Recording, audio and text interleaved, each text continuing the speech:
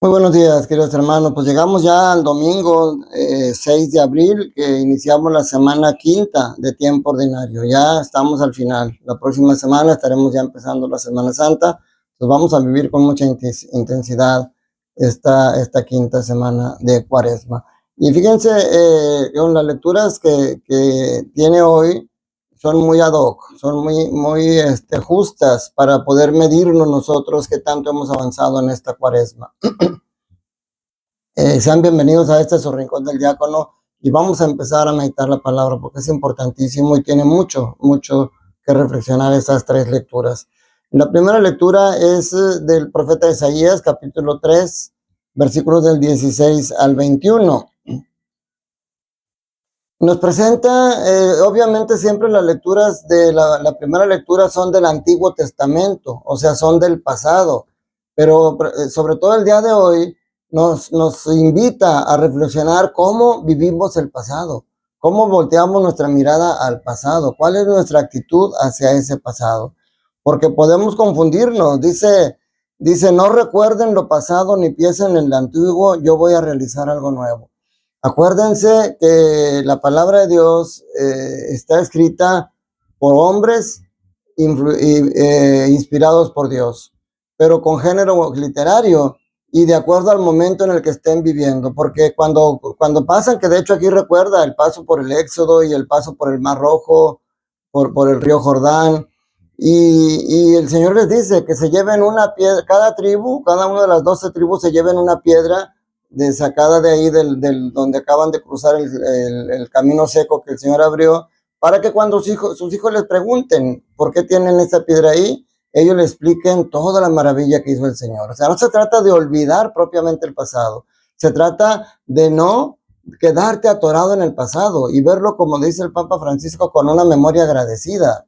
Por eso hoy Isaías recuerda experiencias del pasado que sean como un aprendizaje para el futuro y no atorarse en el pasado. Nos recuerda dos momentos importantes. Por un lado, el Éxodo y por otro lado, la salida de Babilonia, la liberación de Babilonia. El Éxodo es la liberación del pecado, la liberación de la esclavitud de los egipcios, y es un acontecimiento salvífico que se sigue presentando cada que Dios nos salva en el futuro.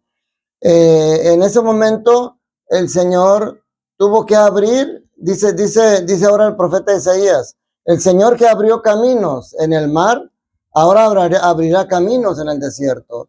Donde había tierra árida, ahora habrá tierra húmeda, tierra fértil.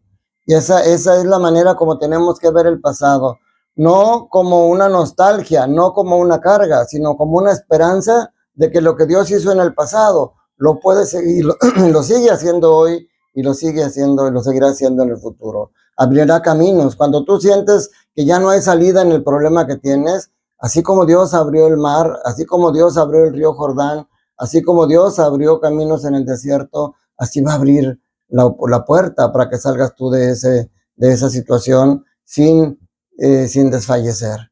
Entonces, qué hermoso es este pasaje. Y en la segunda lectura de San Pablo a los Filipenses, capítulo 3, versículo del 7 al 14, Pablo habla de su propia experiencia. Todos vivimos de diferente manera y Pablo habla de su propia experiencia, cómo pasó de ser un fariseo respetuoso y exigente en el cumplimiento de la ley, ahora se convierte en un defensor y un predicador de lo que a ellos criticaban, de que Jesús estaba en contra de la ley, porque está entendiendo que no es así. Jesús lo que viene, ahora lo hace Pablo, después del encuentro con Jesús, Pablo siempre ha insistido, ahora es un hombre nuevo. Todo aquel que se encuentra con Jesús es una criatura nueva. Lo pasado queda atrás y ahora sobre ese pasado hay que construir un futuro. Y entonces, no es que cambie. Jesús dijo, yo no vine a abolir la ley, vine a darle plenitud. Porque ahora lo que hace Pablo es reacomodar los valores. Fíjense, hoy en día oigo personas que dicen, hoy ya no hay valores. Ya no son los mismos valores que antes. Antes le damos valor a otras cosas. Y fíjense qué curioso, sigue habiendo valores y son los mismos valores. Los mismos del pasado son los mismos valores que hay el día de hoy. Y van a decir, oye, diácono, ¿cómo dices eso? ¿Estás viendo que el mundo parece que está de cabeza? precisamente ese es el problema, que los valores están de cabeza. Los valores que hay son los mismos que había antes, pero ahora cambian de posición. Antes los valores nos regíamos por los valores del reino, teniendo mucho en cuenta a Dios, entonces pasaban por encima los valores del amor, los valores del respeto, de la unión familiar. Hoy, como los valores que están predominando son los criterios del mundo, ahora los valores que teníamos antes han bajado y los que han subido son el éxito, el prosperar, la ambición, todo el tener dinero. Del ser hemos pasado al tener. Pero lo que tenemos que hacer es volver a hacer lo que hizo Pablo, reacomodar, porque lo que hizo Dios, lo que hizo Jesús, no era algo nuevo, pero porque reacomoda. El mandamiento del amor a Dios y el amor al prójimo ya existía en el Levítico y en el Deuteronomio, pero tantas leyes fueron creando los humanos, los judíos, que se fue el mandamiento del amor, fue pasando en segundo término. Y hoy Pablo dice, lo que para mí tenía valor antes ya no tiene valor ahorita. Ahora el valor lo tienen otras cosas más importantes, porque ahora por causa de Cristo todo me parece basura. Ya nada me importa de lo demás si no está Cristo primero. Si lo demás que me pueda dar el mundo me va a desviar de Cristo, lo tengo por basura. Prefiero tener encima los criterios de Cristo. Ahora, no es fácil. Tú puedes decir, es que en un mundo como hoy es muy difícil. El mismo Pablo dice, todavía no lo he logrado, todavía estoy en proceso, todavía estoy caminando. Dice, no quiero decir que ya lo haya logrado, ese ideal, o que yo sea perfecto, pero me esfuerzo en conquistarlo. Eso es lo importante, esforzarte. Porque hoy en día, porque vamos a misa todos los domingos, ya nos creemos perfectos, ya nos creemos más y nos creemos con la capacidad o con la autoridad de juzgar a las demás personas, porque esta familia nunca va a misa, en cambio nosotros sí vamos a misa. Eso no es el criterio.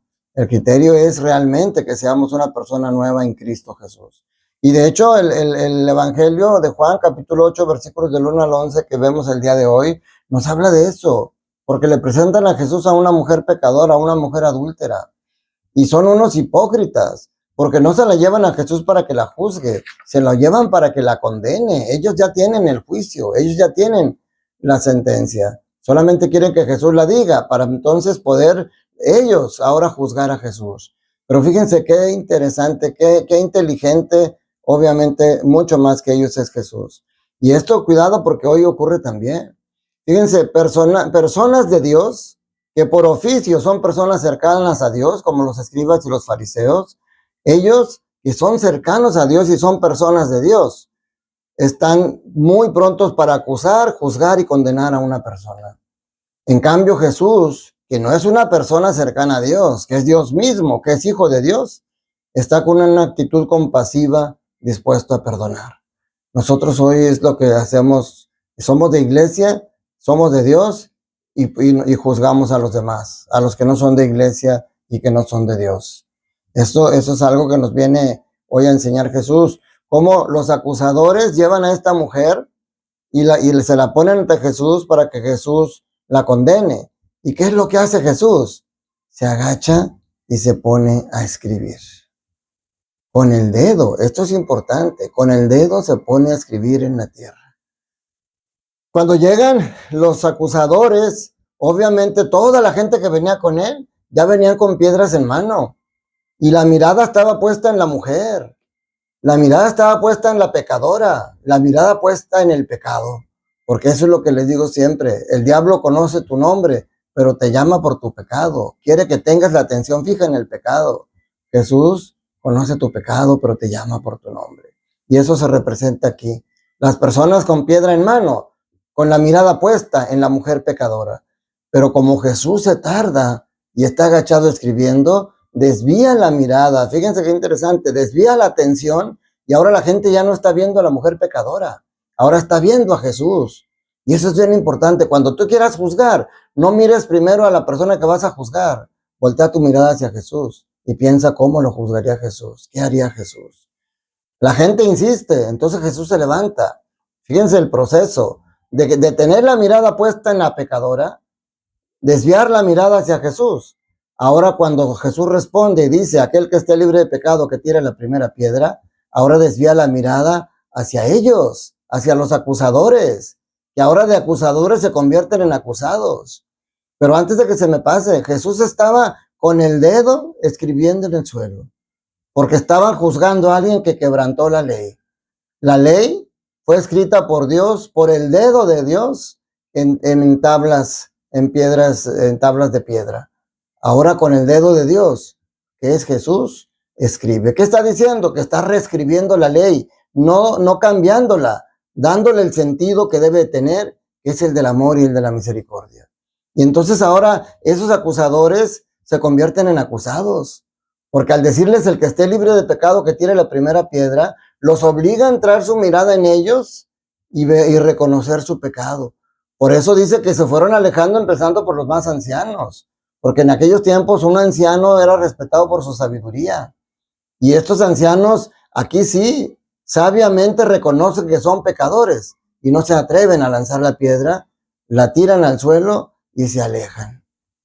Qué interesante, mis hermanos. Esto es importantísimo que lo mediten de nuevo, que escuchen este video las veces que sea necesaria para que interpreten, que lean, que escuchen otros sacerdotes, otras personas que predican este pasaje, para que vean cómo nos está enseñando a cómo mirar el pasado, nuestra vida, a cómo mirar nuestro presente y a cómo ver el futuro que Dios nos espera.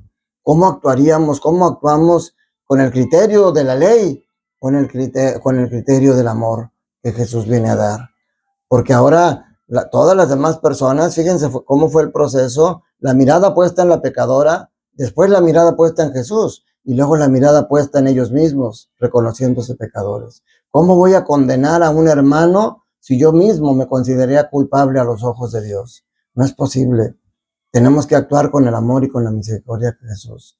Y cada que nosotros pecamos y nos acercamos al sacramento de la reconciliación, se representa nuevamente esto. El Señor levanta a la mujer, se levanta él, se pone al nivel de la mujer y le dice: mujer, ¿dónde están los que te acusaban? ¿Alguien te ha condenado? O sea, te hace a ti pecador, que te des cuenta, que te estás condenando tú mismo por tu conducta, pero que Dios no te condena si tú te arrepientes y si tú regresas a Él. Por eso dice: nadie me ha condenado, Señor. Y Jesús, con todo el amor que es capaz, le dice: yo tampoco te condeno, vete, pero no vuelvas a pecar. O sea, Jesús no es un consentidor, Jesús no es un pasalón, Jesús no dice: pecaste, no importa, síguele. No, Jesús te dice: yo no te condeno, pero no vuelvas a pecar. Al endemoniado que le expulsó un demonio le dice: vete y no vuelvas a pecar, no sea que te pase algo peor. Es importantísimo, mis hermanos, después de haber sentido ese amor de Jesús que nos perdona, ahora como dice San Pablo, que haya ese cambio en nosotros. Ahora soy una persona nueva, ahora pues soy una persona. Cada que salimos del sacramento de la reconciliación, dice Santo Tomás de Aquino, se vuelve a presentar la creación del mundo. Porque por una alma que se purifica, eso es un acontecimiento más importante que la creación del mundo, dice Santo Tomás de Aquino, porque la creación del mundo es material. En cambio, cuando sales del sacramento de la reconciliación, es una creación espiritual. Te están regresando la dignidad de hijo de Dios, te están regresando la purificación que tenías en el momento que Dios te creó a imagen y semejanza de Él. Tremendo, tremendo que es el amor de Dios. Los invito a ir a misa. No hay nada en este domingo que sea más importante que ir al encuentro con el Señor, a tomar de esa agua viva, como esta mujer samaritana que está aquí en el cuadro, que se dio cuenta que solamente Dios podría calmar la sed. Toda la sed que tú tienes de felicidad, Dios es el único que puede calmarla, y tienes que ir a misa para que desde ahí regreses a tu casa fortalecido a vivir el encuentro con el Señor. Que la bendición de Dios Todopoderoso, Padre, Hijo y Espíritu Santo, descienda sobre ustedes, sus familias, trabajos, escuelas y permanezca para siempre. Que tengas un día lleno del amor de Dios. Te mando un abrazo y un saludo para ti y toda tu familia. Cuídate mucho, que estés bien.